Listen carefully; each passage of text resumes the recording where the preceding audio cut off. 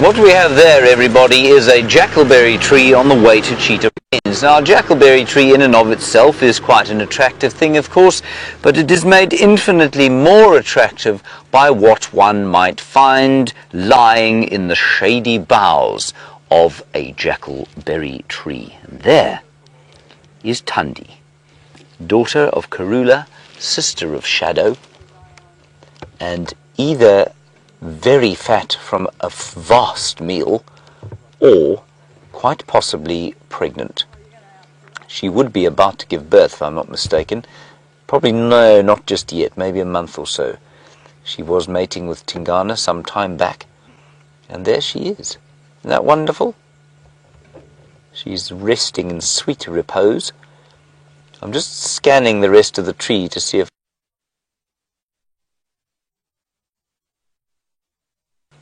I can't believe this. Just to see if I can find, any sign of a kill, but I don't see any sign of a kill there.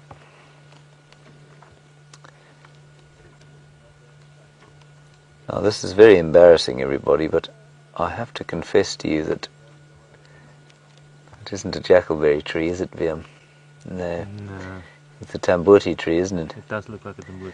It is a Tamboti tree. So if you could just go back to the introduction that I did there and replace all references to a jackalberry tree with Tamboti. Right, okay, thank you. There, everybody, is a Tamboti tree. Now, in and of itself, a Tamboti tree is not necessarily that entertaining, but lying in the shady boughs of the Tamboti tree is a leopard. That's Tundi, daughter of Karula and sister of Shadow. Don't forget heir to Djuma. And heir to the Djuma, what? Lands, domain, kingdom. So we're on the way to Cheetah Plains, and we came across Shanae Wiles-Bailey of New Zealand, ex-South Africa, and she, of course, is guiding at Nkoro, and she said, well, your afternoon is about to improve immeasurably, and so it has.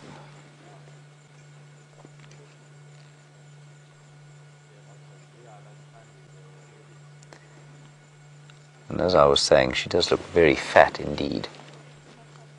I'm a bit sad that our school kids have left us. I think they would really have enjoyed seeing this leopard. Anyway, please do send through your questions, everyone. Hashtag Safari Live, or questions at wildearth.tv, or just your comments. So Tundi, being Shadow's litter mate and sister, is 9 years old. And I'd love to know actually when her birthday is. I'm sure one of our leopard experts will tell us. But she must be closing in on 10, I would have thought.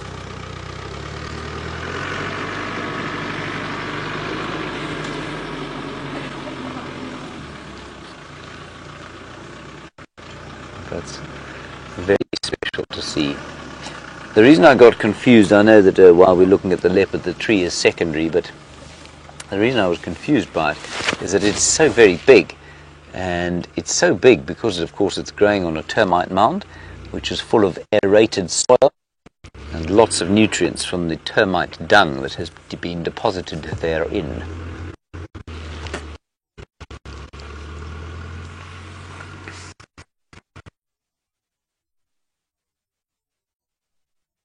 Either very full or quite possibly pregnant.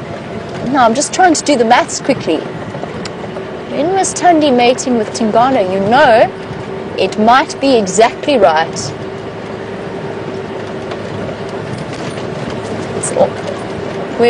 So Genevieve, New York, you sent through the update that we last saw the mating on the 19th of February.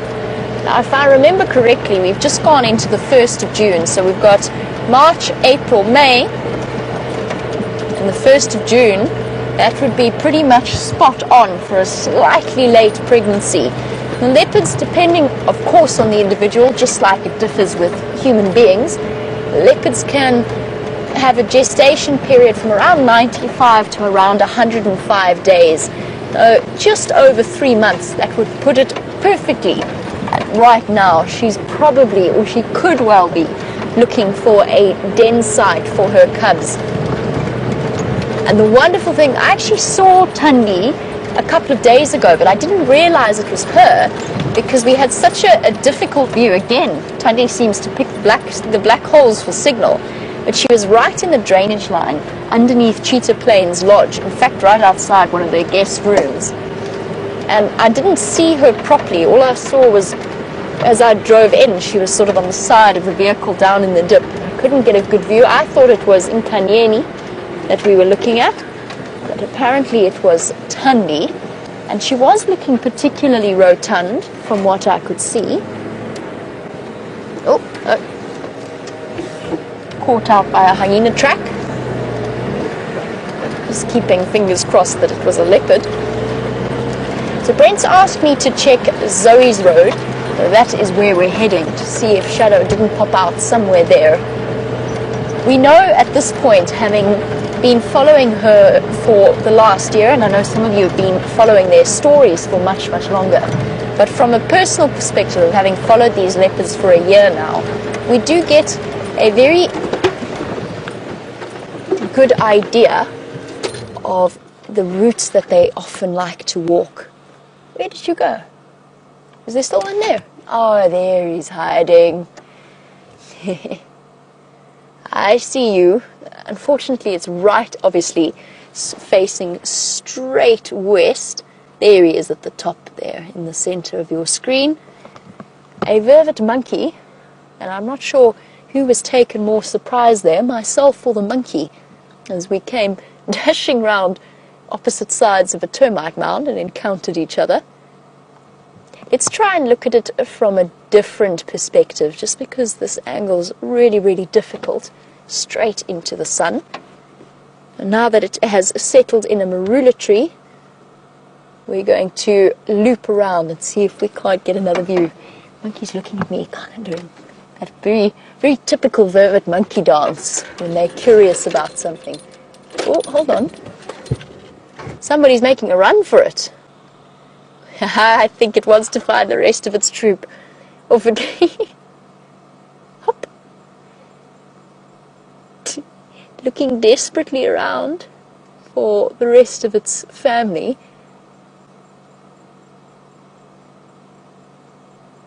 Decided that we were not too much of a threat, so it decided it was worth the risk, coming down to the ground and heading off in search of them. Monkeys are one of the most reliable alert systems out here.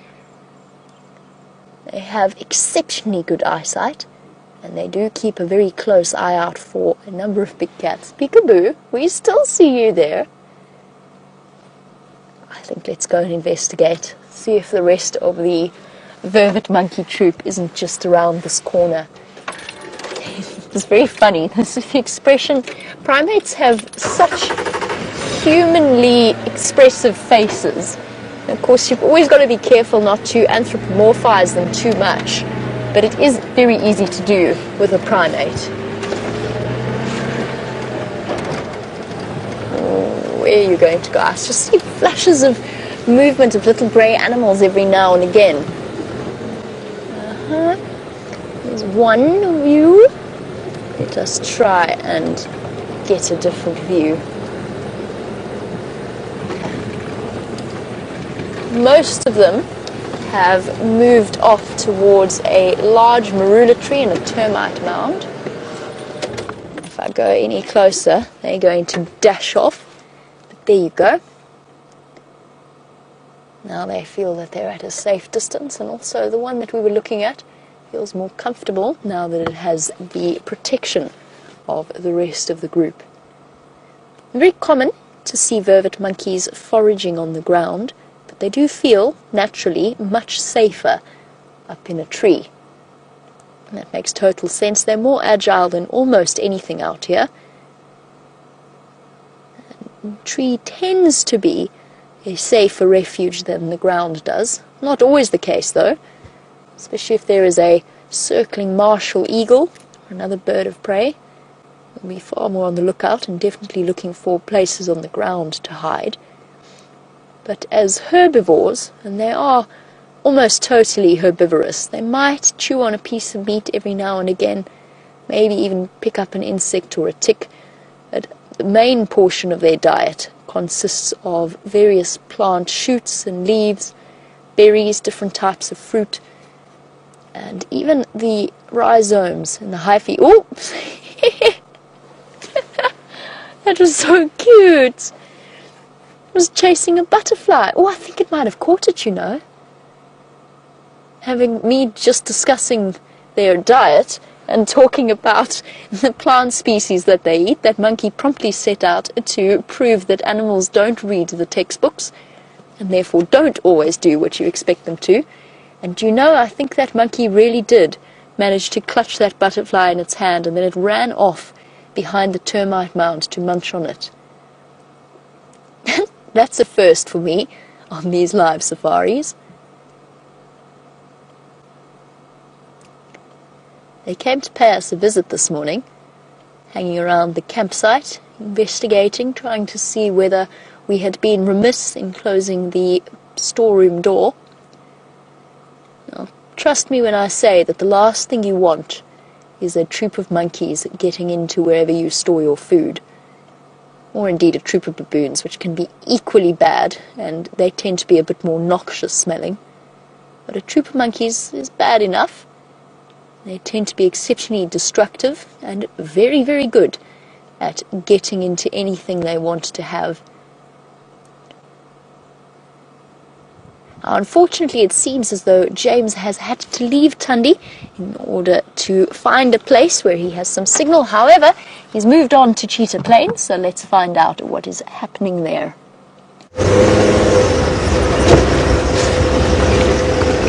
Right, well, we are on Cheetah Plains. I'm afraid, like Jamie said, we had to leave Tundi reclining in her tree there because of the signal. Sorry about that, but it is in a, well, I mean, that's not really even our traversing area, but we were just very lucky to see her. We're heading towards 3 in a row Pan, which I believe they've started pumping again. So we'll just see if there isn't anything there. Then I want to go back up this road towards the northern side of the clearings, and we'll work our way south from there towards the Mala Mala boundary. There are some impala. It's a good start, isn't it, VM? Absolutely. 2 young males. Next year, of course, these 2 chaps are going to have a lot of testosterone coursing through their bodies, and they won't be nearly so friendly. Then that marula tree, that's the one there, that's it, VM, is covered in the parasitic mistletoe. You can see all of the dark bits there, all of those kind of thick, dense bits of the leaves there are mistletoe plants, and some of them are enormous. It's quite interesting, actually. And there was a fear that these mistletoe plants were killing off the marulas, and one of the guys down, who I met down at Londolozi a little while back, said, you watch these mistletoes. The trees on which the mistletoes are growing are losing limbs. So they, basically what he was saying is that where you get a big mistletoe like that, the tree will sacrifice the limb and drop it off, which I think is quite interesting. I haven't seen that happen here, though. Anyway, that's part of the, you know, the politics of plants, VM. Sounds like a good title for a film, don't you think? Absolutely. The politics of plants. Do that? Very nice, yes. Sounds boring though. It does sound unbelievably boring, I have to agree. It's not something I would choose to watch, no. Couple of elephant tracks going down the road, so maybe there is some water in the pan. I've yet to see this pan with water in it since we've been at Cheetah Plains. Although if his toenails will keep growing until he dies in the same way that we do, our toenails do. Yes, I imagine they would. I don't see why they wouldn't, but you know, very few elephants actually manage to maintain their toenails at all. They normally kick them off. And it's often only captive elephants that manage to keep their toenails, because these guys kick rocks and they use their feet, of course, to pick roots and pick branches off of the ground. So I think often their toenails just get knocked off by doing that. He's a big fellow, this. Just going to cruise gently towards him. He's not very happy to see us. A little bit nervous of us. He's been drinking at that pan. You can maybe see that he's got some sort of moisture on the bottom end of his trunk there. Of course, the fact that Rusty sounds like a locomotive is not particularly helpful to the elephant's comfort.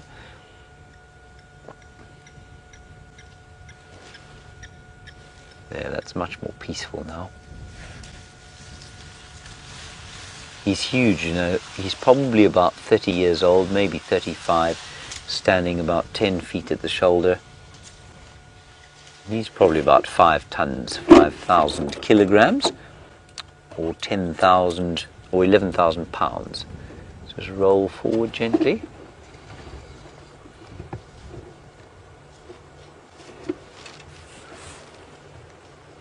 Now, like I say, we can't follow him off-road, I'm afraid.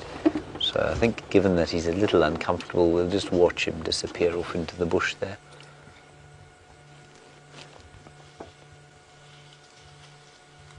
Not sure why he should be uncomfortable. You know, he's a big confident bull. Well, he's not confident, but he's a big bull.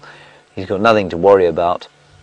But elephants, much like human beings, well, I think all animals, but elephants, it's obvious. They all have very different personalities, and they go through different sort of mood swings, and they can be happy one day and they can be depressed and sad on other days, I think. And maybe he just wants to be left alone.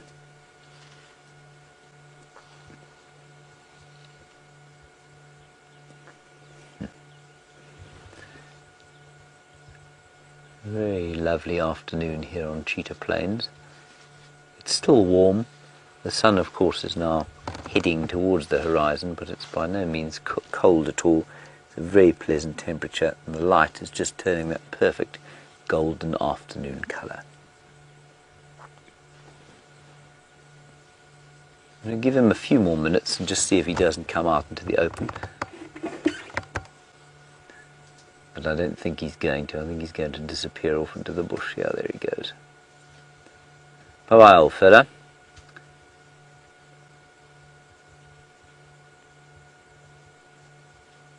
Cool. Righty, let us continue on our way.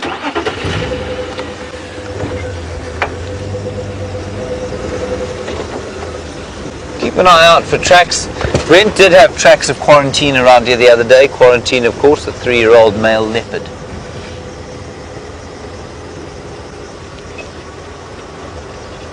Hello, Joe in England. Joe, very nice question. Why are we not seeing catfish in the ponds anymore, in the pans? Joe, I think it's a function of the fact that, remember, all of the pans dried out, every single one of them, including Buffelshoek Dam. Now, their eggs will be on the vegetation that grows, and they'll be in the mud, and indeed a few of the adult catfish will be under the mud in a sort of, they've got a sort of slimy sheath that they put over themselves. But I think what you'll find is that once the water falls, and it does fill up the dams a bit, it takes a bit of time. And maybe those adults were all dead, and maybe there weren't any adults, but it will take a bit of time for the youngsters to grow, to become that huge size that we see. If they don't attain that big size, they get picked off before we even notice them. So I mean, a catfish that big's going to be picked off by a heron or any number of other birds of prey. And that's why we're not seeing them, those sort of swirling, bubbling masses of catfish in the waterholes. I suspect that if Buffelshoek dries down and gets smaller and smaller, it will have been a water body that, for a sufficient length of time for the catfish to have got to a decent size. But because, remember, Treehouse Dam and Twin Dams and Djuma Dam, they all dried out, and then they got a little bit of water, and then they kind of dried out again. I think you'll find that there wasn't sufficient time for the little catfish to become big catfish. Let's see what happens at Buffelshoek Dam, though. It will be interesting to see. But that would be my guess, Joe. Just look around us here. You'll see if you're a grazer, if you are a grass-eating animal, this we're headed for lean times. There isn't a blade of grass on this clearing. It's interesting. Now, I think that's a function of the fact that that pan, 3-in-a-row pan, of course, was pumped during the drought. And it's one of the reasons, of course, that we talk about, or we debate whether it's a good idea to put water holes, artificial water holes in these reserves, or why it isn't. So we're quite close to there, which means it would have attracted herds of buffalo, and I know herds of buffalo came through this area. And basically, when you have a central gathering point like that water hole, the grazing all around it will be denuded, and it will continue to be denuded further and further away, depending on how much rain you have. And obviously that pan was one of the only bits of water during the last drought, and it's denuded a lot of the grazing.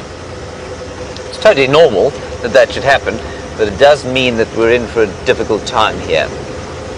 All right, let's head into the clearings here. We'll find out what's going and why we're doing that. Let's get out to Jamie and find out what she's found. I hear that James has been chatting a bit about grazing and the dry season.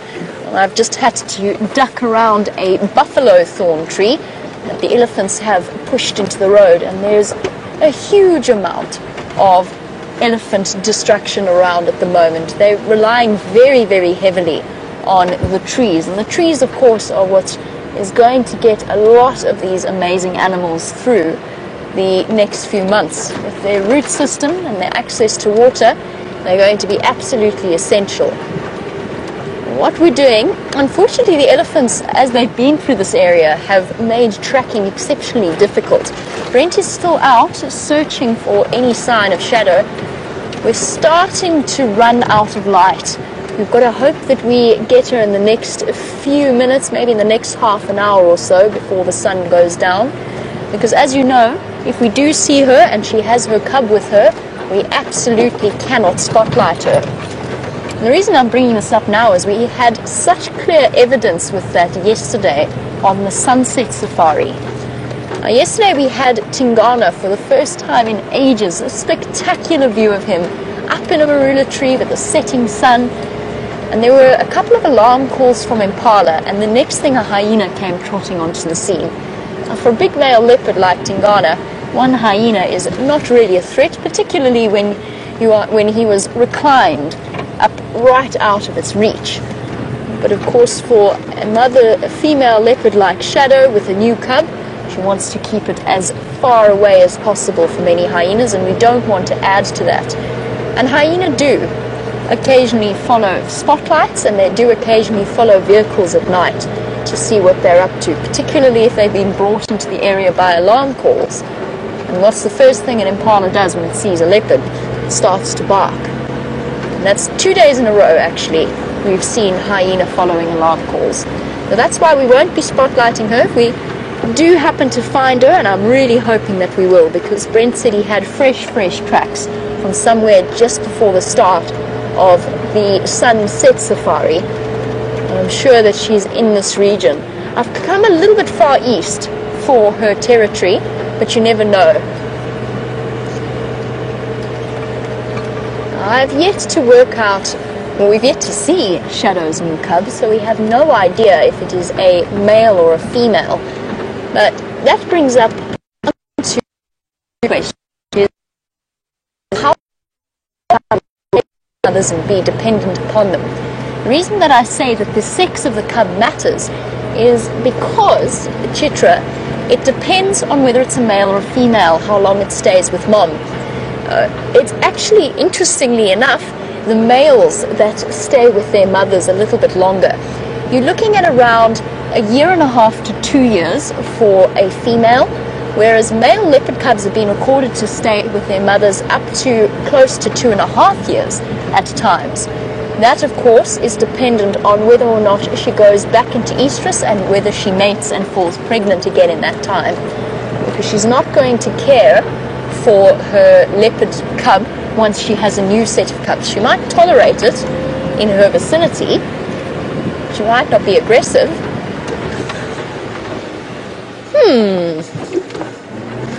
I have found something interesting in the bush. Let me jump out very quickly and just grab it so I can show you, and then we shall be searching for its owner. Somebody has very chilly fingers. So while I search for the owner of the lost glove, let's head across to James, who's having some extraordinary luck this afternoon. Well, I got to tell you, everybody, it's not often that the universe doth smile upon me as it is smiling upon... There are wild dogs up ahead. My goodness, there's a leopard there. There are wild dogs up ahead. Can you believe this? The zebra is being chased by wild dogs.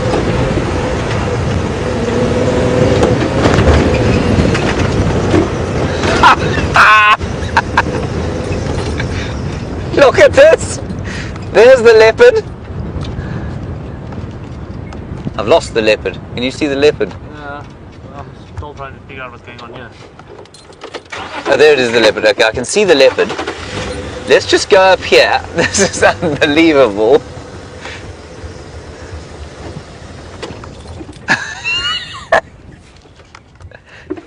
I think we'll stay here with the dogs for a while. I'm going to have to call this in, everybody, and that is going to result in mayhem. I'm just warning you.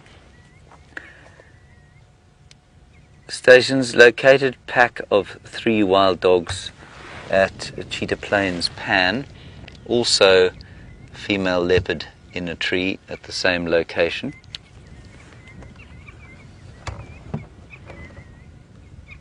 This is unbelievable, and no one's heard me call that in, I don't think.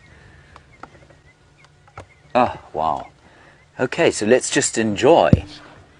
Now, this is 3 dogs, so it must be our pack, our little Investec pack, and the female is supposed to be, the alpha is supposed to be pregnant.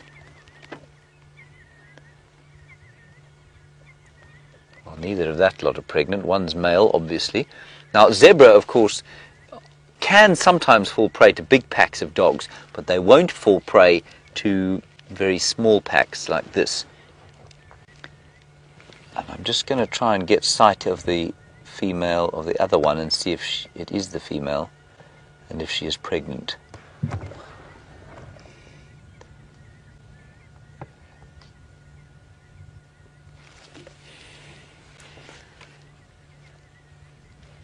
Here she comes.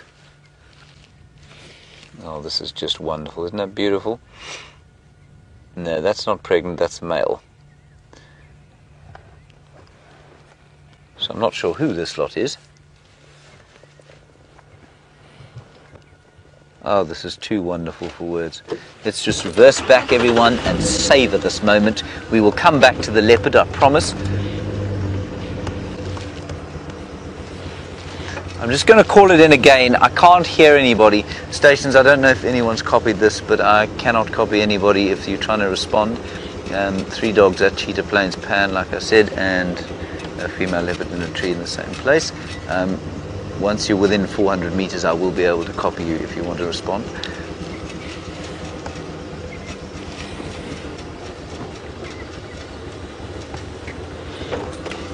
This is wonderful. Let me move around. Sorry, let me just move around a bit so we can get a better view of them having a drink, if they're going to have a drink.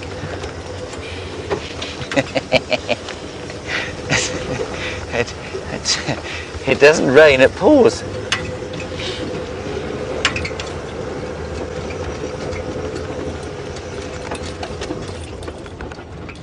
Now you see, they are nervous, and they're nervous of crocodiles. They don't know if there are any crocodiles here or not, but they're definitely nervous of crocodiles, so while I'm sure they do want to have a drink, they're probably quite nervous of them.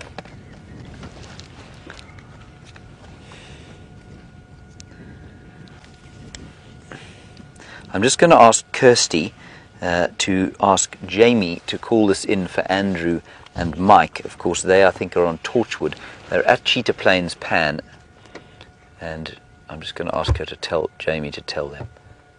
We'll take a quick picular. Marvellous.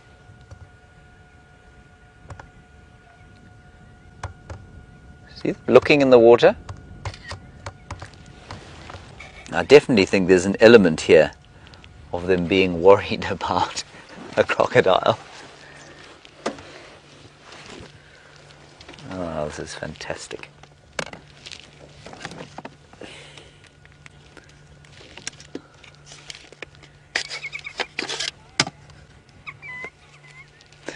And Barbara, you want to know if they swim. Yeah, they're very adept swimmers. They're good swimmers, just like a sort of domestic dog is a good swimmer. But obviously, these chaps are not that keen on a swim right now. It is a bit cold, isn't it, Liam? Yep.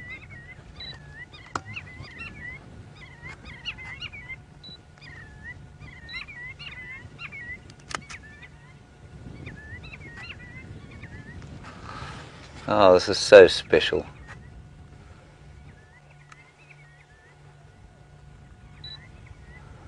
Kat, I'm afraid I haven't heard your question. The comms with the final control are not fantastic here. Kirsty, can you try it again?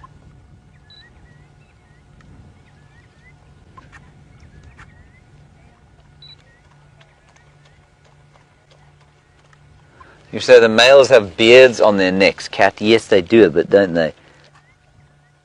They do, but I think the females do as well, you know. I don't think it's only the males. Right, here we go. They seem to be getting mobile now. So we might have a bit of a chase on our hands, but that's okay. Let's follow them. If you're happy, everybody, we're going to follow them, and we'll leave the leopard for now, who seem to be very happily asleep in the tree. I can still see her. She's absolutely still there. So let's follow these dogs, and they're going across a clearing, which of course is wonderful. Now, we've got the super zoom on the camera, everyone, so I'm going to get in front of them a little bit and then turn off, because I think that they use their hearing quite a lot, and I'm therefore going to try and keep my distance from them a little bit.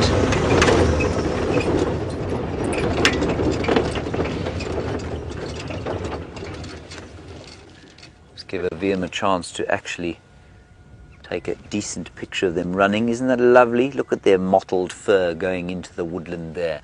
I think quite difficult to follow them through there. We're obviously going to try.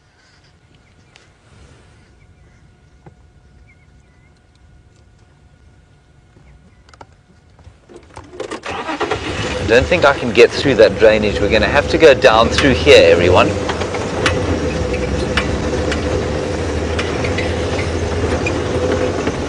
What an afternoon! 2 leopards, dogs, and a grey heron. Remember the grey heron we had, Liam? Yep. That was the highlight. That was the highlight.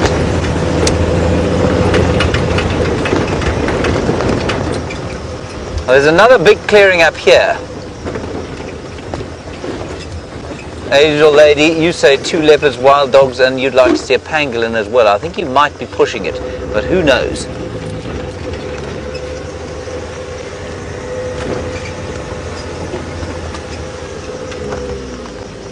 MP, any ideas? It's not very thick through here.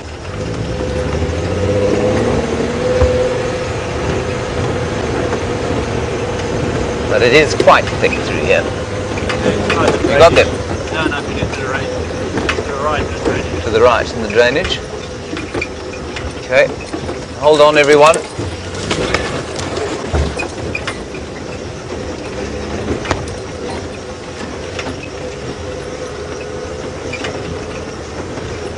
Might just see a flash of them disappearing through here. So this is where they came in. If we don't see them again here, we'll nip around to the other side and see if we can't catch them going through the clearings. Hear the bird's alarm calling. Let's just turn off slightly and have a quick listen. Yeah, I think they've probably gone off in here. I'm going to suggest we go around to the other side, and then we'll go back to the leopard, if we don't see them. We're very close to the Nkoro boundary here. I'm going to drive a little bit quicker, but we'll be in the clearing, so it won't be too bumpy.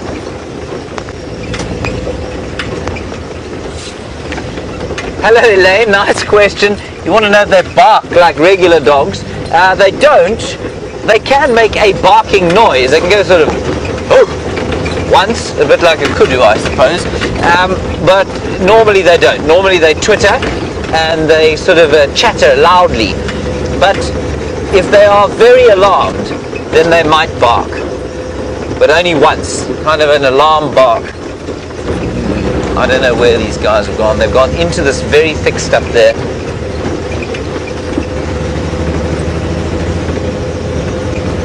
Now you see, that's the danger, of course, of giving them a bit of distance, is that they will disappear very quickly if you're not careful.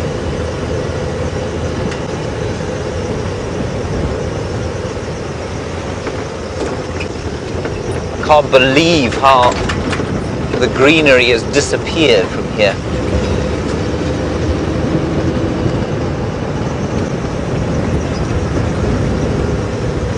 Right, so they were coming down in this direction.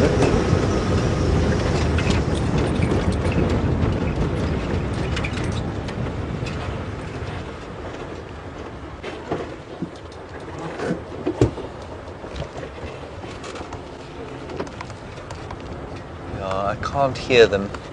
Well, obviously I can't hear them, but I can't hear anything alarm calling.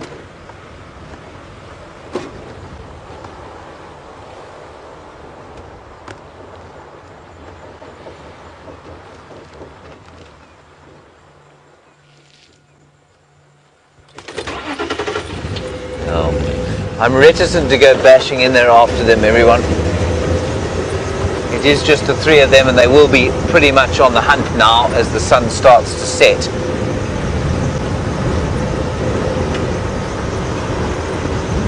What do you think, Viam?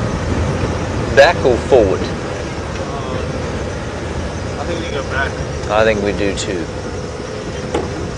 Although, you got them. Yep, they're right here. Go. See, they move quickly. There they go. They're going on to Nkoro, everybody. There are two there to the right of us, one in front. Oh, this is brilliant. There they go. Well spotted, Vimpy. And that, I'm afraid, is it, everybody. They're going on to Nkoro now.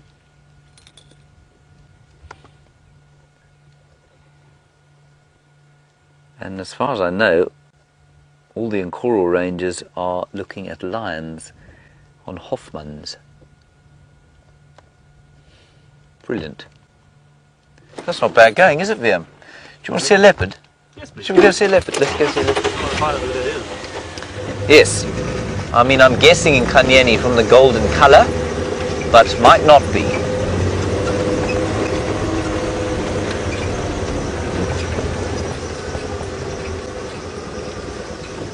And Arbeard, I think if I heard correctly, you want to know if a leopard would kill a wild dog. Yes, they would. And certainly leopards would kill young wild dogs. Pups, what have you got there? Vultures. Off the ground.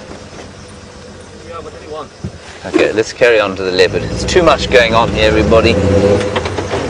Yes, they would, and certainly wild dogs, if a leopard comes anywhere near the den when they've got pups, they go ballistic, they go crazy, and leopards really have to watch out. Because although they're much bigger, of course, wild dogs in a pack are a great danger to leopards.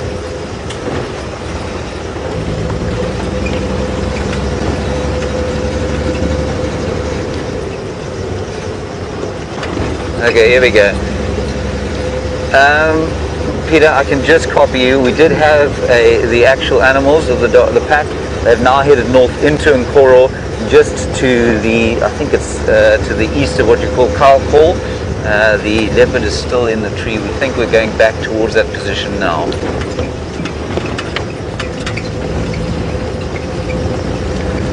Sorry, I'm losing you, Peter. They just crossed now into Nkoro.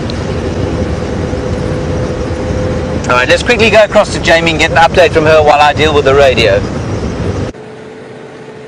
While James heads back to Nkanyeni, slowly racking up the number of people who have seen Nkanyeni, whilst I haven't, I've returned to take up his vigil at the spot where Karula with her cubs was this morning, just in the hope that she might be moving about now as it starts to get dark.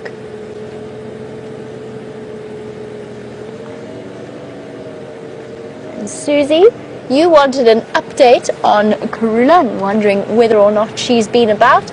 She was seen here this morning with both cubs happy, healthy, and playing about. Karula once again proving her incredible skills at mothering. Not the easiest job for a female leopard, but somehow Karula has a way of getting things right. She also has a way of disappearing. I just want to stop just so I can double, triple check that she's not somewhere in here. You know how difficult it can be to spot a leopard when they don't move.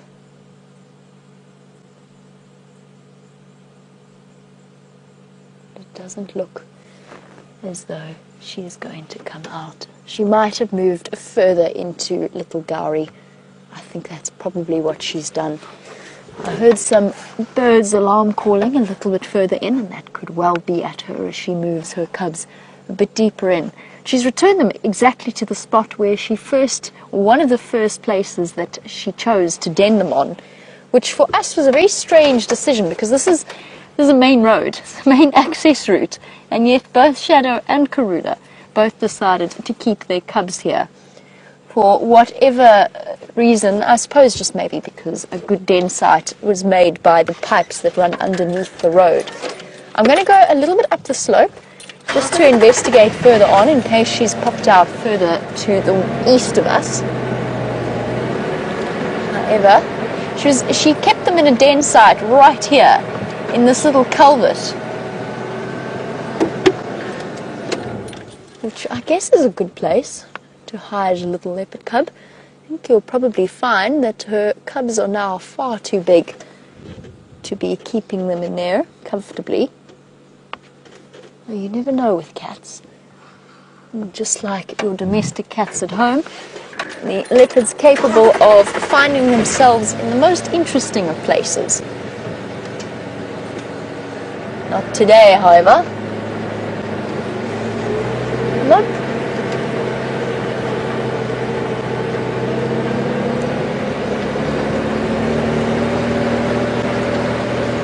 And as winter starts to pull in and the temperatures get colder and colder each and every night, Karula will also be thinking about the temperature of her cubs when it comes to finding places to hide them. If she can, she'll try and keep them out of the drainage line systems. Obviously that's not always going to work, but the places where water has cut riverbeds into the area, those are the dips that get the coldest out here. And you'll see it with all of us. When we drive through them, we start to shiver first thing in the morning. Speaking of shivering, I didn't have to look very far to search for the owner of that missing glove. Did I, Brian? It was bad. Brian is the owner of the missing glove. Well, that was relatively easy, and at least Brian shall have warm fingers. Well, while we look for a leopard of our own, James racking up his total. He's arrived back at Nkanyeni.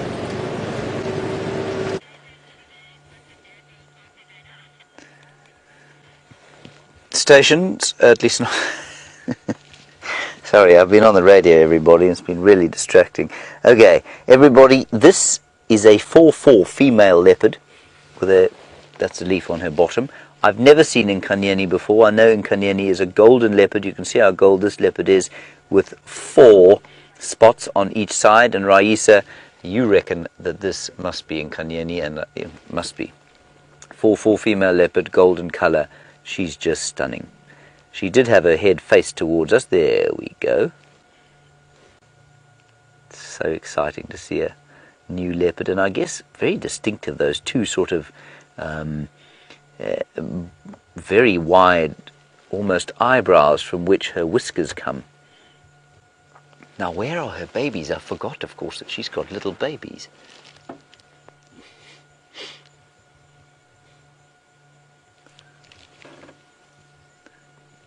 Oh, she's perfect, isn't she? So very different colour from our Queen Karula. She's golder. She doesn't have, not quite as pale. And Magnolia, you say, has a wonderful name. You say leopards are such beautiful tree sleepers. They are indeed.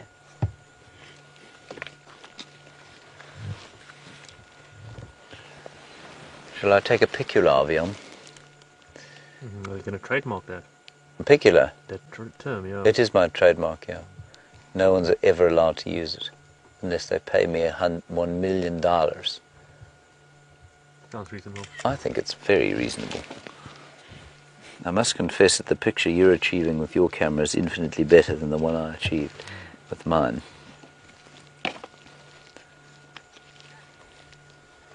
I just love that little bit of green there.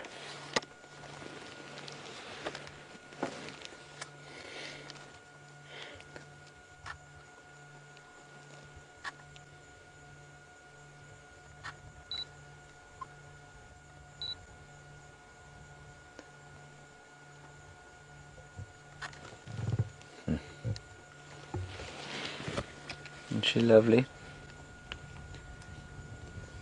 Now, I have to confess that I don't remember how old this leopard is. I'm going to guess at roughly 9 or 10. Because she doesn't look too young. But it would be so exciting if the little ones were around here. Yep, she's 10. There we go. Thank you for that. Oh, look.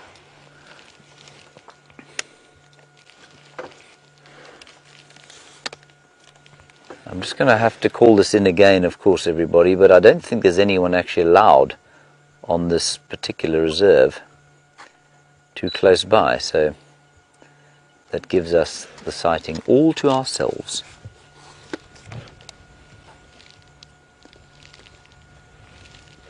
Ah, 2 leopards, 3 wild dogs, 1 elephant, and a grey heron. Go ahead, Peter.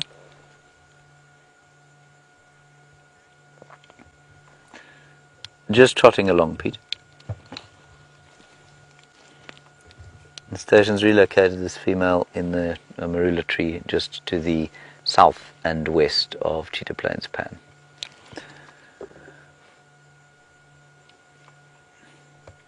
Please go for it, Andrew. Andrew's going to join us, of course. He is from Cheetah Plains, so he should be joining us. Now, I don't know if you can notice the colour of the difference in her colour. And I think she is slightly related to Karula, or distantly related. But she is also, if I'm not mistaken, closely related to the line of the Campbell Koppies female. And, of course, the late Kwatile was part of that line. And they are noticeably golder than any other leopards I've ever known.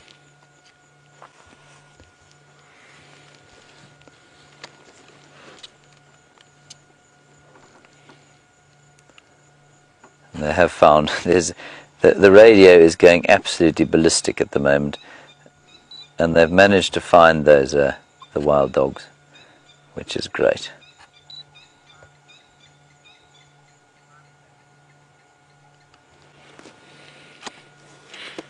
The colour on that picture is absolutely magnificent. It looks like it's kind of been. It looks like it's been doctored. Photoshop Live. Photoshop Live, yeah. Stunning. Just those little drops of green.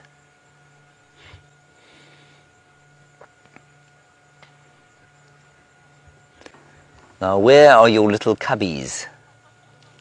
Leopardess? Why have you not brought them for us to see? Oh, that's stunning. Look at that. Yeah, that's a face of experience, that is. Hey, she's stunning, isn't she lovely? Have you seen her before? Yes, with Sam.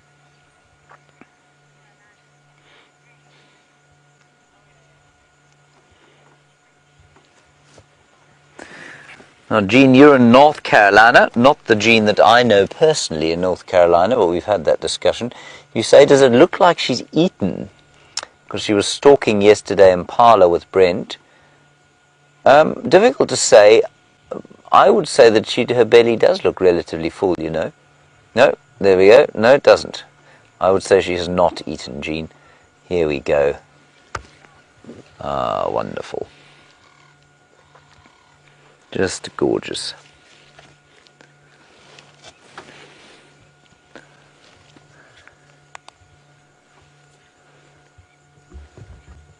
Going to come down with her.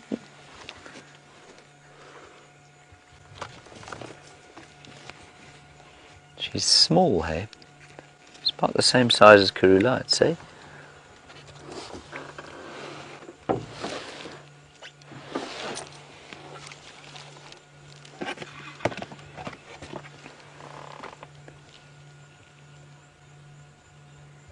Oh, wonderful. No, she's definitely not eaten, Jean. She needs to have a bit of a meal.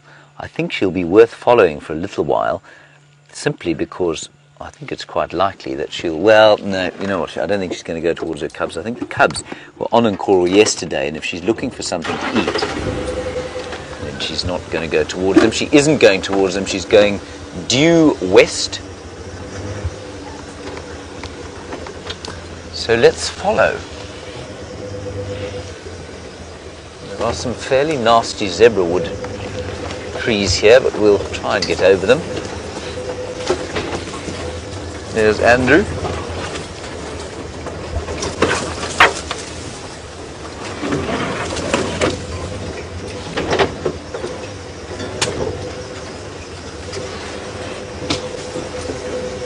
And she's also going south towards those big clearings.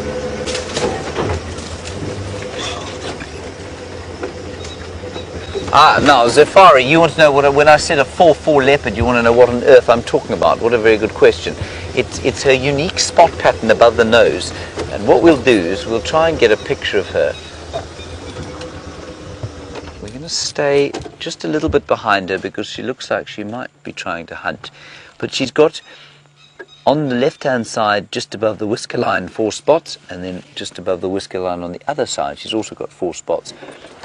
And that's pretty unique to most leopards, and so that's why we say she's a 4-4 female.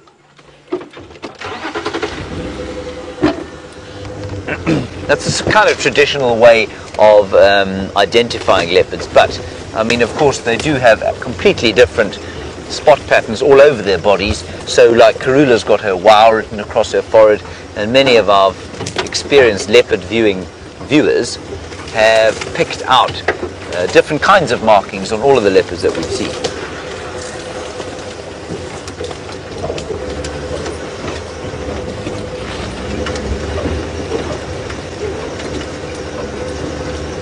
Penny Pine, you want to know what the tree the leopard was in. It was a marula tree, standard issue marula tree, Penny.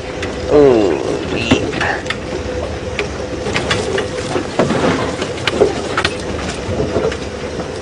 right, there we go. Just get in front of her here.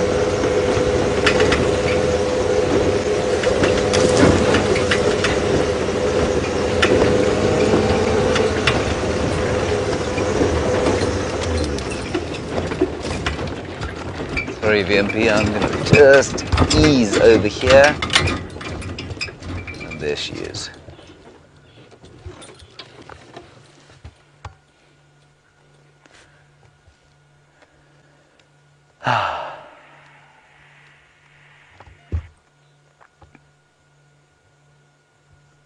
She is just stunning. Scratching and sharpening her little claws. Well, they won't be little at all, they'll be viciously sharp.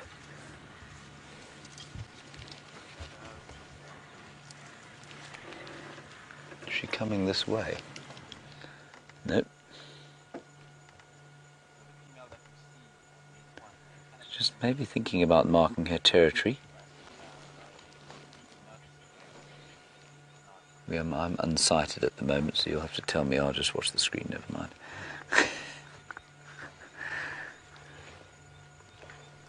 Here she comes.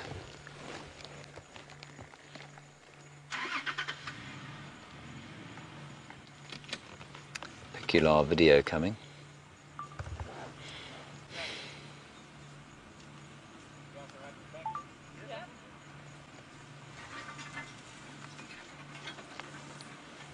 That. Now that tail is poised, of course, to tell anything that might come past here that she is no threat, like a bird.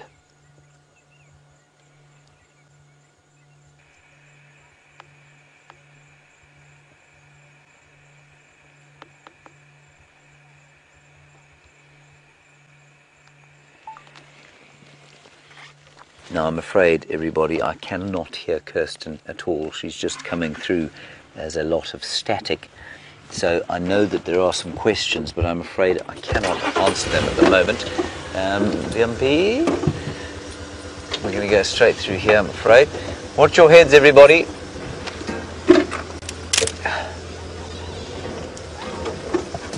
You got it there? What nasty thorns? There she is. I can still see her. She is in front of us.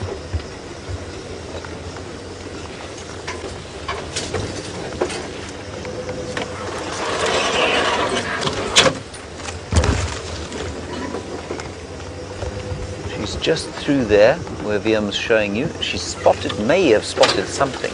The head's up and she's looking.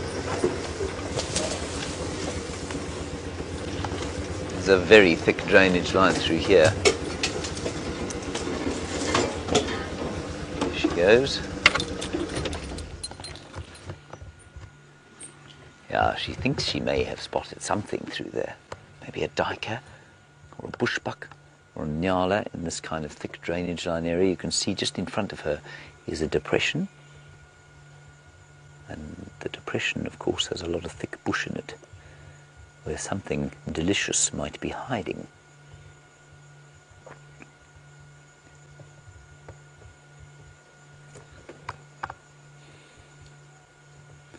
Now see how carefully she moves and puts her feet. If you ever want to see a close-up picture of that BBC production, The Hunt, shows you a tiger moving through the bush, being exquisitely careful about where he puts his paw every single time. Exactly the same as that leopard's doing now.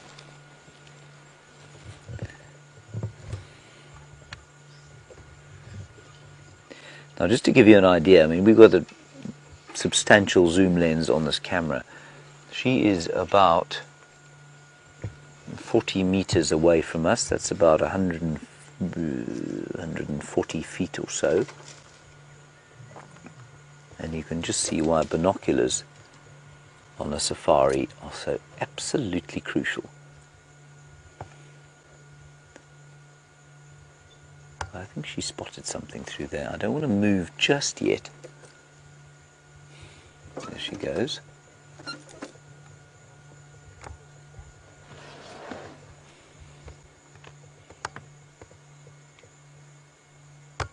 So patient, so quiet. Listening, smelling, looking. And see how this sort of early winter vegetation completely hides her. A mix of golden leaves hiding her pelage.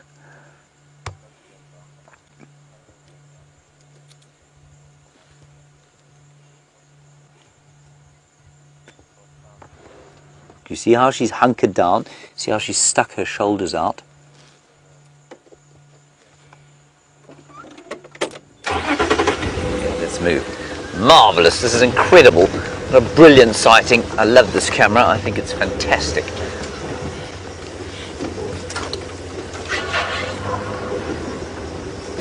I love being able to watch them from, you know, giving them a bit of distance.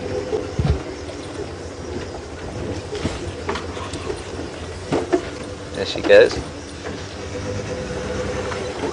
Oh, watch out, VMP.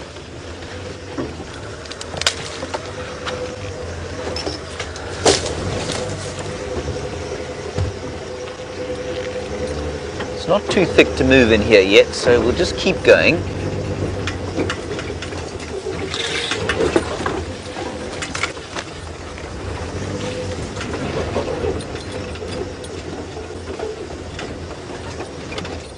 There we go.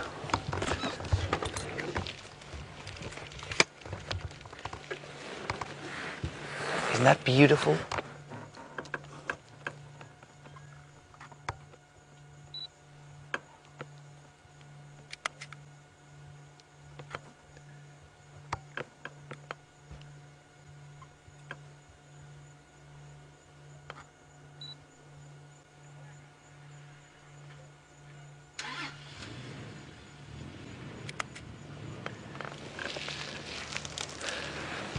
That might be the first usable leopard photograph that I've ever taken in my life. Well done, Jay. No, I think it was usable. I'll show you just now.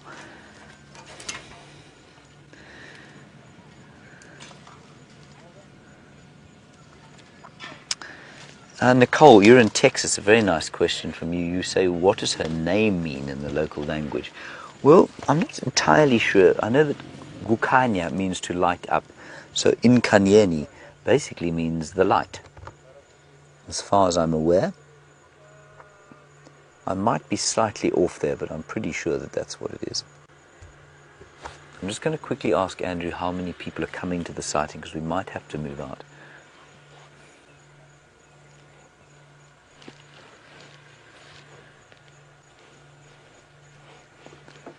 So just excuse me 1 second. I've now got to find the...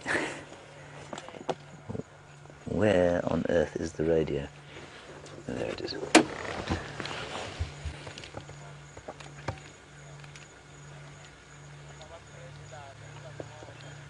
Hope you see how she's hunkered down there?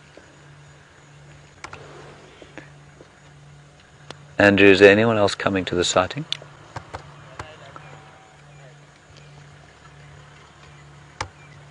Okay, copy. Alright, so we're okay, we can stay with her.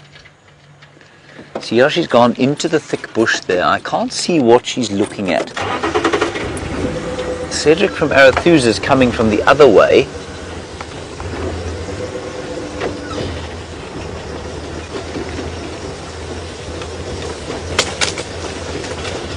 You still see her there, Vyumpi?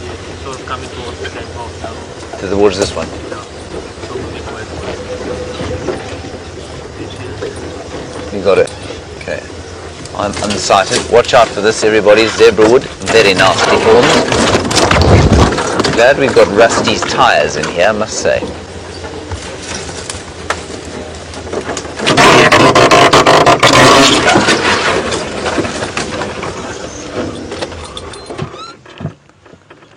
There we go. She's just in front of us. Said, when you get me visual, just keep coming straight. She's just in front of where I am.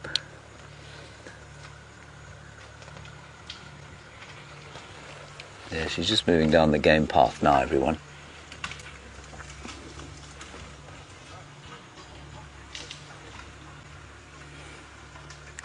And we're now about 60 meters from her, and we've still got such a wonderful view of her. It's amazing. And it's darker than it actually looks. Okay, she's gone down this game path. We'll follow up. I've just lost visual.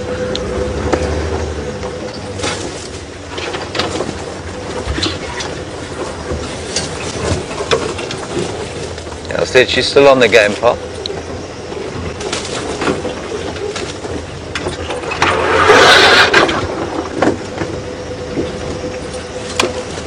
Amy, you said it's amazing that they leave their cubs for so long. It is interesting, but those cubs now, I think they're pushing 6 months, if not more, and so they're really adept at hiding. Can you see her anywhere? Negative.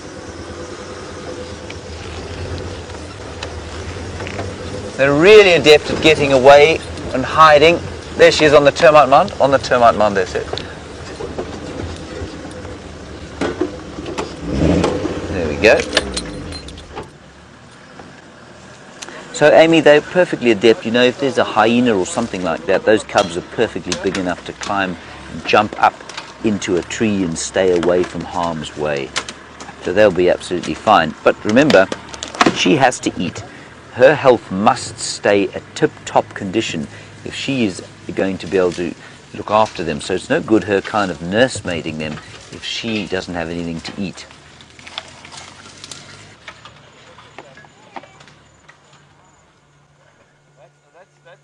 That's a tiger, eh? Not sure if you heard that.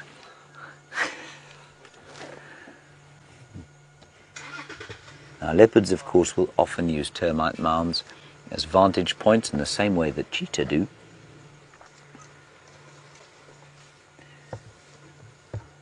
And sometimes they'll use them to snooze upon, but I think she's using that as a vantage.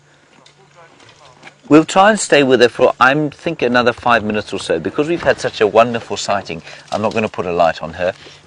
We'll just kind of let her go. There would be nothing wrong with putting a light on her, but it would just make her a little bit more comfortable. Let's go across to Jamie. She's got something larger to show you. I'll try and get one more view, otherwise we'll leave her.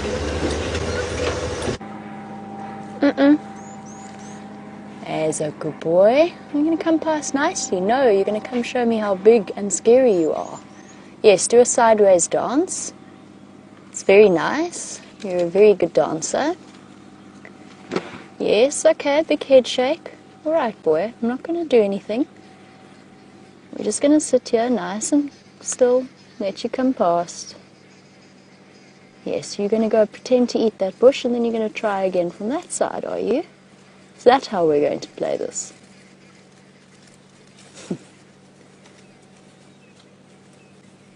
Yes, boy.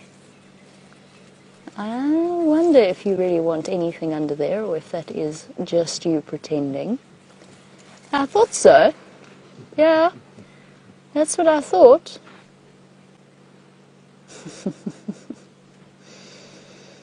Yes, boy. It's okay, we'll move off. We're not going to do anything to you. You're very big and very scary, very tough. Still pretending. So this, guys, is not overt aggression. This is what's known as displacement behavior.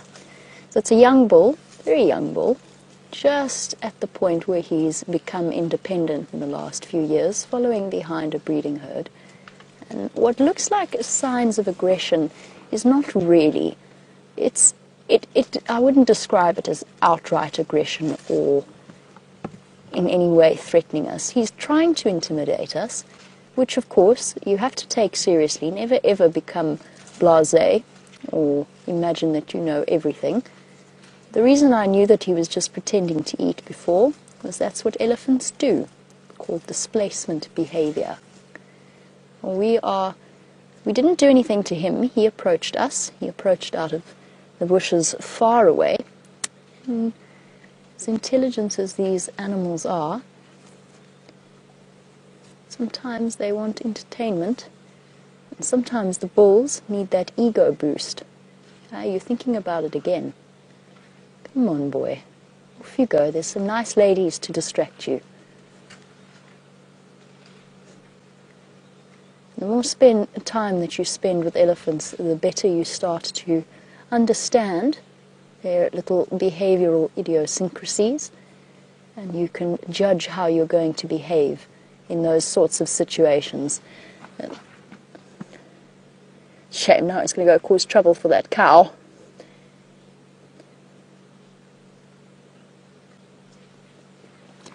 You're going to push her away. We've had some interesting moments with elephants out here over the years. And we've all had experiences where we've had to deal with an elephant approach, whether we stand our ground or try and drive away as quickly as possible. Now, my approach is to remove myself from a situation that I do feel is getting out of control. That situation I felt was perfectly in control. Now, Katie, in South Bend, Indiana, welcome to the Sunset Safari. You were wondering about whether or not I have seen that video with Arnold Schwarzenegger and the elephant charge. I only saw a screenshot from it, which showed, that was intimidating enough. It was an elephant right behind the vehicle. But I cannot comment at the present time as to whether or not that was the elephant being naughty, or if it was maybe something that the people did wrong in the vehicle. It's always a tricky situation when you don't see or can't see all of the facts. And the interesting thing about clips like that is no matter where they start, probably people only really start to film when things get interesting. So when the elephant has completed its approach towards the vehicle, you don't know what has happened before that. So we don't know what kind of approach was made. We don't know, maybe that elephant bull was fighting with another elephant bull. We just don't know all of the circumstances to draw a judgment. But I will have a look at it tonight, Katie, and I will form my own conclusions, and maybe we can chat about it again tomorrow morning on the sunrise safari. At the moment, we have a perfectly peaceful elephant herd sighting. The difficulty is, of course, is that we can all of us read elephant behavior.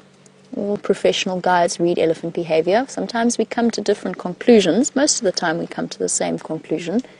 But there's no right or wrong. Oh, no, that's not true. There are right approaches and there are very wrong approaches. But in the middle of that, there is a grey area where it's up to each and every person's individual response. Now, I know how I handle elephants. I know instinctively, or I go with my instinct as to what I should do. I knew that that elephant bull was going to turn his head back towards us. I also did not at any point in that situation feel threatened in any way. But they do give mock charges, and mock charges are a very deceptive word. Here we go. Now he's really eating, enjoying a bush willow. A mock charge is not, as its name suggests, a joke or the elephant pretending. Elephants will let you know. They will tell you unmistakably when it is time for you to remove yourself from their presence. And you would be very well advised to listen to those signs, because a mock charge is not a mock charge, it is a warning charge. And now, it depends what he's going to do. He's done a little shuffle, just repositioning to get more food. At this point, if he did decide to approach me a second time, I'd deal with it in the same way I did before and then move off once again. But I think he was just showing Brian and myself how big and scary he really is.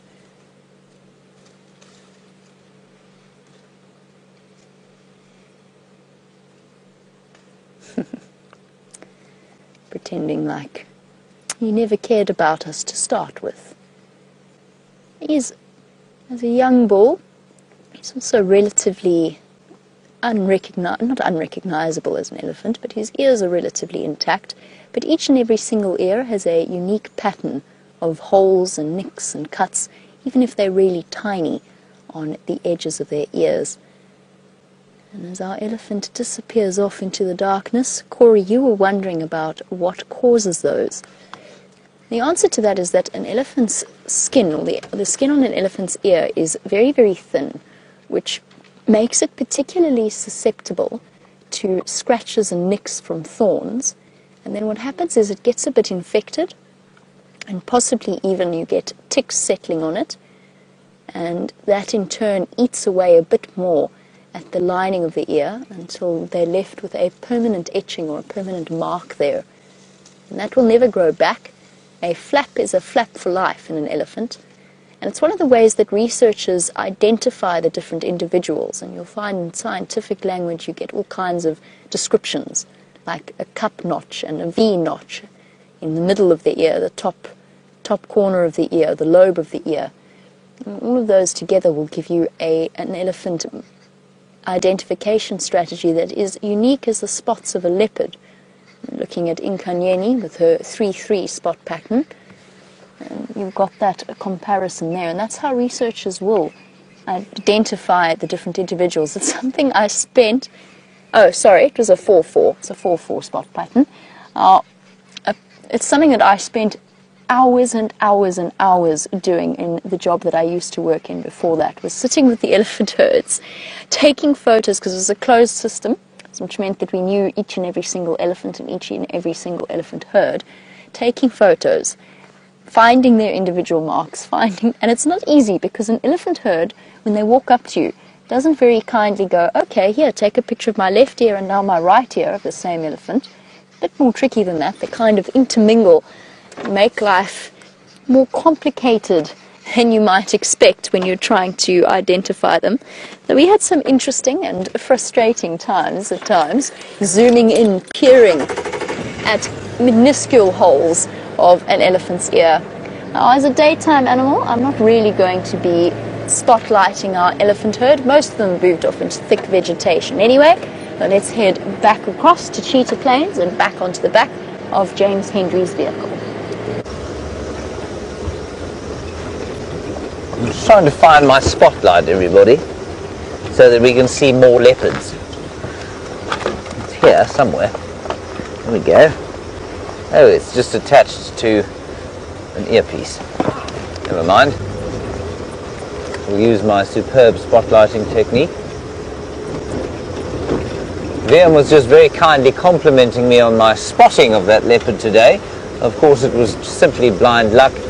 As he said, once he had complimented me, he kind of took it back by saying, "You mean you were just looking in the right place at the right time?" And I had to confess that that, in fact, yes, was the case.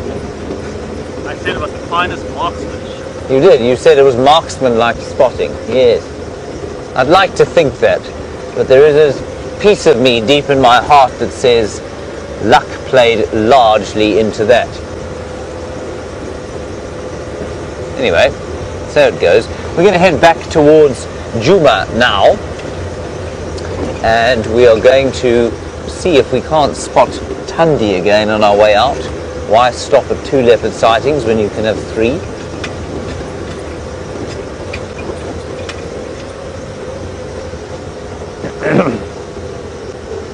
Now, Virginia, you want to know if lion cubs get hidden away like leopard cubs. Yes, they do, up to a certain age. Now remember, once they're 6 weeks old, they start to move with the pride. And so then they're not hidden. Then they are, well, they will be. Say the pride's 2 females and they both want to go hunting, then they, much like leopards, will be stashed in one place and kind of given an order to stay. They will stay. But of course, they are protected far more by the pride than a leopard cub would be, and so they're much more likely to be out in the open than a leopard cub would be. Good one, thank you, Virginia. The temperature's dropped slightly, but it's certainly, I mean, it's not cold yet, which is rather marvelous. I've had an incredible afternoon, I cannot believe it. Sometimes the universe does smile on us, as I said, even if it is with a bit of luck. Let's open this up.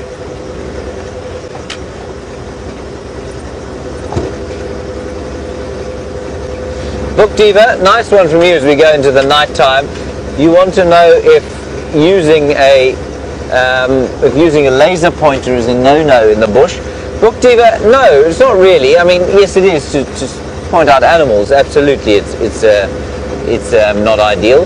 But, for example, I watched a guy do it the other day. It was a very good example of using it at night. He had an owl, and he said, you know, he pointed with a laser pointer, but not at the owl. He pointed sort of 2 feet below it, and said, look 2 feet above where the laser pointer is, and there you'll see the owl.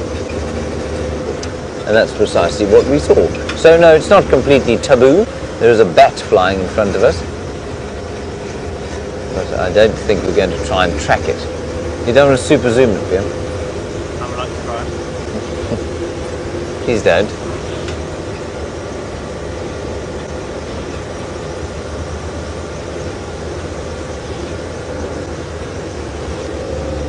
Viv, you say you heard and saw your first nightjar in Ireland last night. Now I'm assuming that's the square-tailed, no, hang on, it's the European nightjar, the Mozambican is now the square-tailed. And you want to know when they leave here. I imagine, I actually don't know for sure, but I'll check for you. If you like, I can check right now. I think they leave probably at the end of March. But of course, you see, a European nightjar out here, although we get them, is not easy to, we don't see them a lot because they're pretty much silent over here.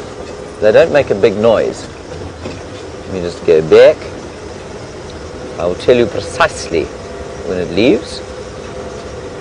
Nightjar, freckled European. Tap tap. Mostly silent in southern Africa, you see, so it'll call much more where you are because that's when it breeds, and it leaves in April, September, April, and most birds will arrive here in late November. So I was almost correct. Around about April it will leave, so they've been gone for about a month. Now they're so difficult to identify, but for their calls, that we may or may not have seen one during the season. They are a bit larger than the others that we find here, but that's when they go. And you'll probably hear them calling quite loudly in Ireland because, of course, that's where they breed. Stunning colours on the horizon there. And maybe you can just hear the call of the white-browed scrub robin.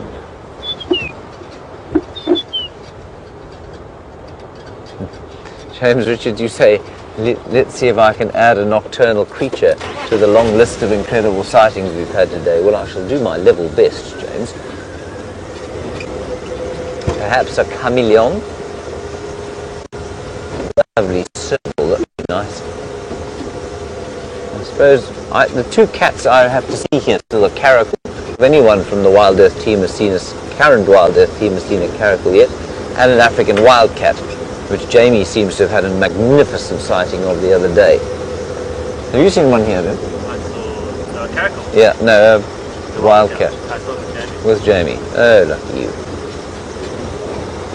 And Eugene is sitting in the final control shouting that he has seen an African wildcat. Well done, Eugene. You do it live next time, please.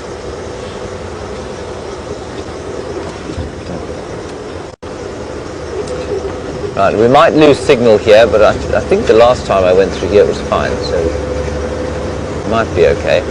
But in case, let's go across to Jamie and get an update from her. I hear that James has been talking about African wildcats, and that's just one of the many animals that we can see as we head out into these winter evenings. I know I always say this, but I'm always filled with a sense of excitement once the sun sets and the temperature starts to drop. And that applies across the board in summer and in winter, but especially in winter, when I know that, first of all, you can see further into the bush, which means you've got a much greater chance of seeing something, even, not saying any names or hinting at any previous experiences, but even if it is a duiker hiding behind a bush, you'll still have a chance of spotting it. And then also, of course, the fact that the nocturnal animals start to come out a lot earlier in winter. And who knows what we could see this evening. And that's one of the things that makes it the most exciting, because it is live. We might travel through the evening and not see anything tonight, but if we do, it is 10 times more exciting, like watching a sports match live.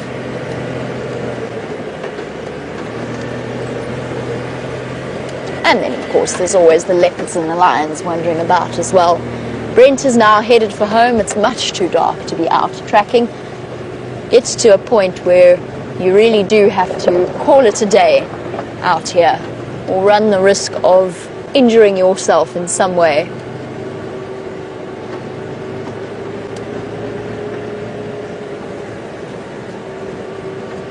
We're just going to keep peering intently off into the bushes, and the search for Shadow will have to continue on tomorrow morning on the sunrise safari. We'll have to see if we can't find her then.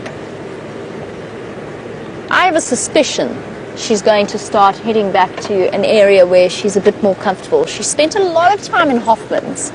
That being said, the cub is now a lot older. It's just a month younger than Karula's two cubs, which means that she could well be ranging further and further afield.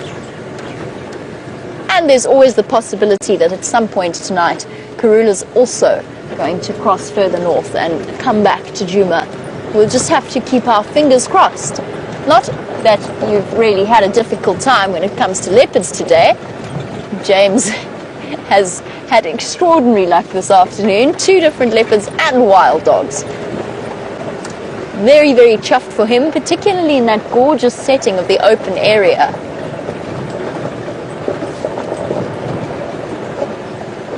And Lisa, in Colorado, as we head off into the night, you'd like to add a smaller spotted animal to the collection. You'd like to see a genet, Me too, actually. I had a really enjoyable genet sighting after the sunset safari, which I know, Dave and myself were kind of spoiled, but we had a really relaxed genet on a termite mound. Now that is definitely one thing I'm looking out for. We're just going to go through a bit of a dip. Hopefully signal should be fine through here, but I'm going to go quiet for now, just in case it does break up a little bit.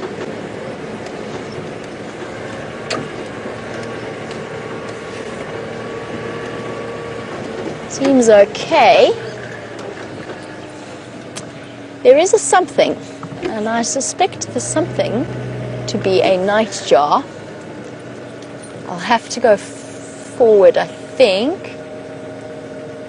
I'm catching a glimpse of it. It's blinking at me. Let me go forward a bit and see if we can't get it from behind the bush. It's either a bush baby or a nightjar with that. Oh, it's bush baby. Oh no, it's a nightjar. My mistake. Bush babies can't fly. That slightly red, small eye shine. All right, a bit far away for us to see, but I know that you were talking about nightjars with James. There is a good example. At this distance, I absolutely couldn't begin to tell you what species it is. It's probably a fiery-necked nightjar. They're the most common in this area and in these riverbed systems. And he is planning on being out for the evening, going to go in search of various moths and insects. We'll leave him to his hunting. We could well encounter one further ahead on the road. They like the roads in wintertime and in summer, but especially in wintertime because they're very warm. And for the nightjars, it gives them full range of their abilities because they don't have to dodge trees at the same time. It was just the glint of his eyes that alerted me to his presence, his or her presence. Nightjars and bush babies, almost indistinguishable in terms of catching the glint of their eyes with the spotlight. The bush babies, of course, as I mentioned, don't fly across drainage lines, so that answered that question for us. Lion.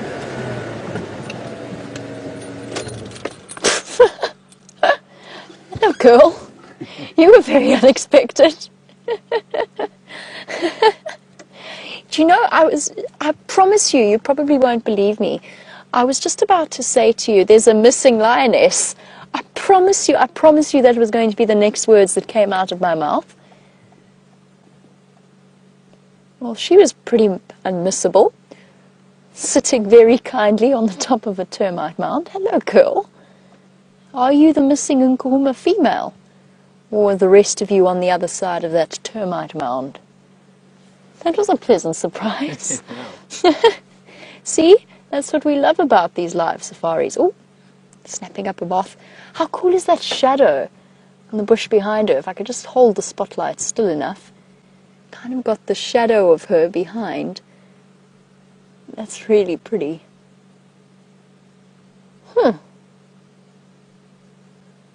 Surprise! Now is this the missing Nkuhuma lioness? There have been 3 seen the last week.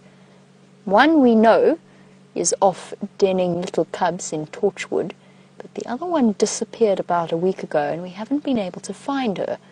She's been leaving footprints all over the show, or at least some lioness has been leaving footprints all over the show, but I have absolutely no idea whether this is her or not, and I think what we should do is just go to the other side of the termite mound and investigate quickly, just to see if the rest of the pride isn't somewhere there.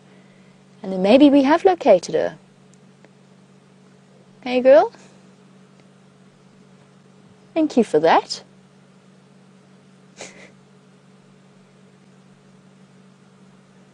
What a beautiful image.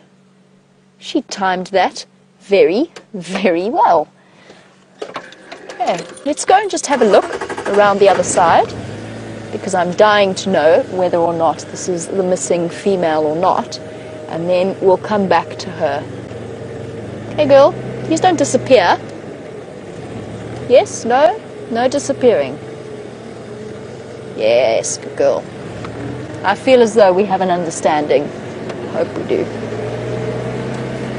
Let's go and see if the rest of the Nkuhuma Pride is just around this corner.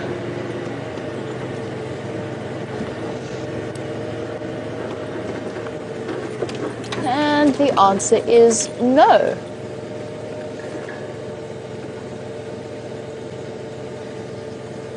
So she's still there. And I think I'm going to go back onto the road. I think that's going to be our best view of her. But looking for lions, I agree. First of all, your username is most appropriate. And second of all, I agree that that is a perfect way to finish off a sunset safari. It's a really rewarding feeling when you track and find an animal, but sometimes it's great fun to just find them by surprise as well. And then you're least expecting it.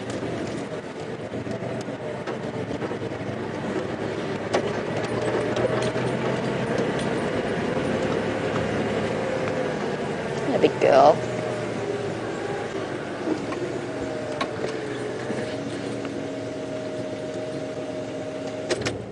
Take the sort of the center of the spotlight off her face, just so that we're not shining right at her. But as a nocturnally adapted animal, her reflective layers at the back of her eyes work really well, which is why it is okay to spotlight, for example, a lion or a leopard, but less enjoyable for things like impala or zebra or even elephants.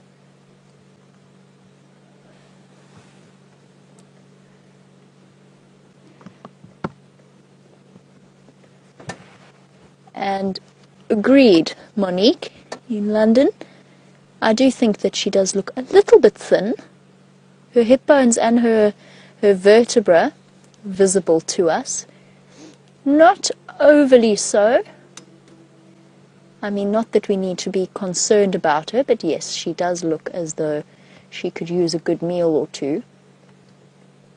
And possibly she's been off mating. It's so hard for us to tell at the moment. There's one female, there's one Nkuhumas that is pregnant and that will be due to give birth in the next few weeks. I'm not sure if this, I have no idea which female this is, and I'm not going to conjecture until we know a little bit more. Just bear with me 1 second, I've got to call this in on the Game Drive channel. Stations, I've got one Mfazi Ngala lying up on a termite mound at the junction of Gowrie Cut Line and Central Road.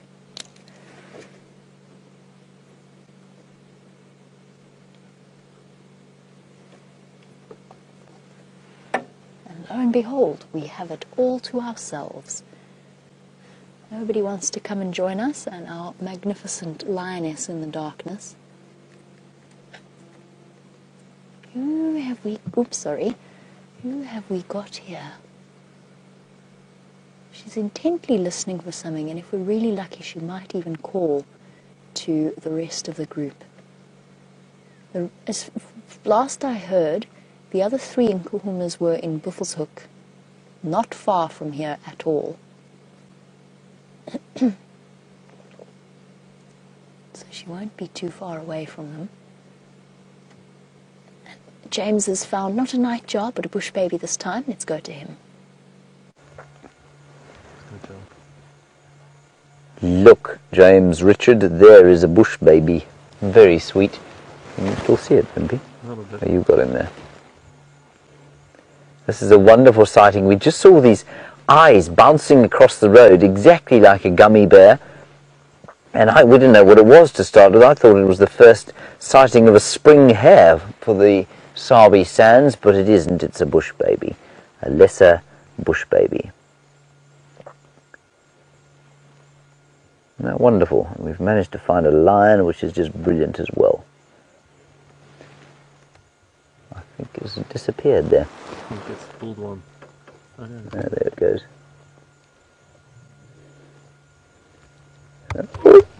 It's right here. Can you see it there? I'll just go back a little bit. There, it's right here. It's on the back. It's gone there. There.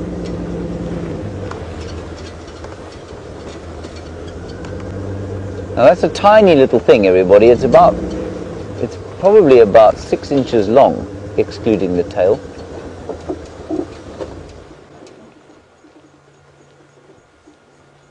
There it is. Got him in the middle of the spotlight. There. And into the tree behind. So cool.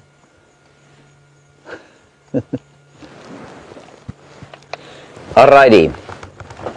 Everyone, just before we go back to the lion, we've had some sad news, I'm afraid, and the sad news is that Sam is not going to be coming back to us. Now, he's going to post a video about it on Facebook, so look out for that. But basically the reason is, you know, he's deaf in one ear, and his hearing in the other ear was starting to be affected by, we think, having this thing in his ear, and perhaps the dust, and perhaps the cold, and perhaps the conversations, whatever it was.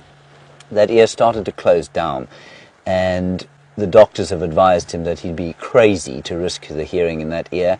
That's obviously the most wise course of action. So he's made the decision himself that he is going to not come back for the foreseeable future until they can figure out what's wrong with the ear. It's entirely possible that he might come back in the future, and the door is certainly open for him. It's just a question of it being a fairly major medical risk at the moment for him to continue doing this job. It's really sad for us. We loved having him in the camp, and I certainly, for one, am very sad that his authentic, kind and generous nature is not going to be with us any longer. Hopefully he'll be able to recover from whatever it is. The doctors will be able to figure out what's going on there, and he'll be able to come back, and that would obviously be a very happy day. So that is some sad news. He will, like I say, post some kind of a Facebook video. He's making it at the moment. I'm not sure when that'll go up, but we will keep you posted. Okay, everyone, thank you very much for a wonderful, wonderful drive. I've had an incredible time. Thank you, Viam, for your efforts today. Brilliant stuff. We'll see you in the morning at 6 o'clock, 6:30 actually. But for the meantime, let's go back to the lions and Jamie for the last bit of the show. We are spending our last few moments with the lioness, and I know you've just had some sad news from James. We're all, of course, very, very sad to see Sam go, but I'm thrilled that we had the opportunity to get to know such a fantastic character, and I'm thrilled that he had the experience that he did with Wild Earth. It is unfortunately just one of those things. Our lioness has been looking off into the distance. Oh, big yawn. It usually precedes, or quite often precede, an upwards movement. Yep, there we go. She is looking hungry. Beautiful feline stretch there. Oh, did I see suckle marks there? It happened so quickly. I hope some of you managed to screenshot that moment. Let's try and catch up with her and see if we can't catch up as she goes across the other side of the termite mound. Zoe, you were wondering whether or not the termite mound is nice and warm, and that's a really, really good point. Yes, those termite mound chimneys are often lovely and warm. It's the point at which they expel the heat that is being produced underground in order to maintain the constant temperature below the ground that is ideal for fungus production. And guys, if she continues north up this road, just so that you know, we are going to lose signal. We're going along Gowrie Cutline, which is unfortunately one of those areas that it's a bit tricky to maintain signal. Just have a look at those nipples. Let's just stop so that we can have a closer look.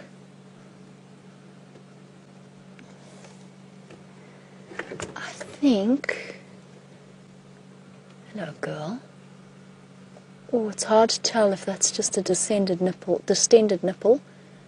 or if there's some flattened fur around the site.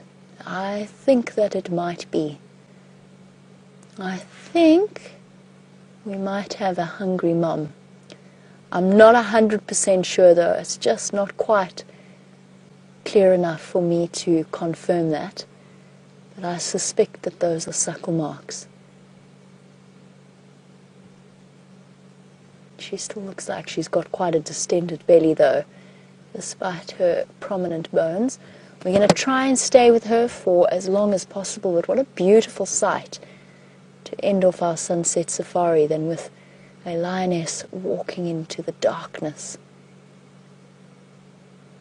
That confident and powerful feline walk. Let's go catch up a little bit. She's heading in the right direction. She is heading towards Buffelshoek, where the rest of her pride is, or were, when I last heard about them. Don't know where they are still. She's probably going to reunite with them and also go off in search of food.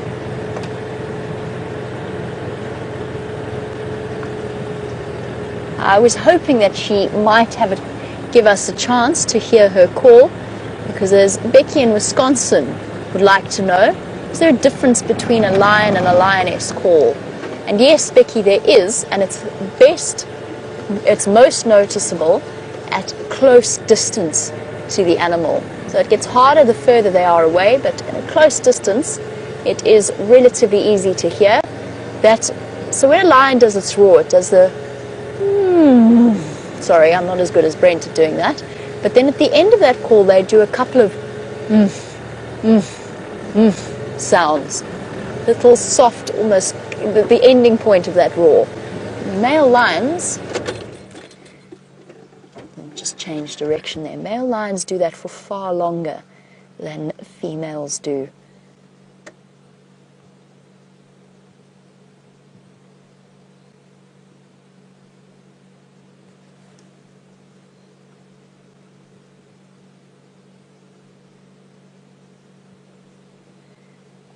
Listening intently into the bush. Oh, she is a new mother and she is an expectant mother and she wants to go hunting. We definitely won't be following up. She hasn't spotted anything yet. Her body language hasn't changed. But we will not be following her once she does decide to go off the road and head off hunting. And I think that's what she's doing. I think she's going off in search of food as well as the rest of her pride.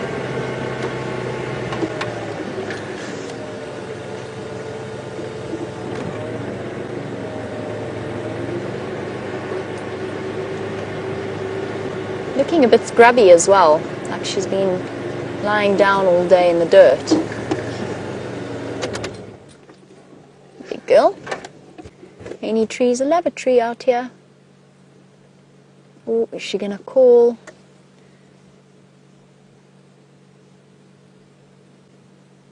Nope.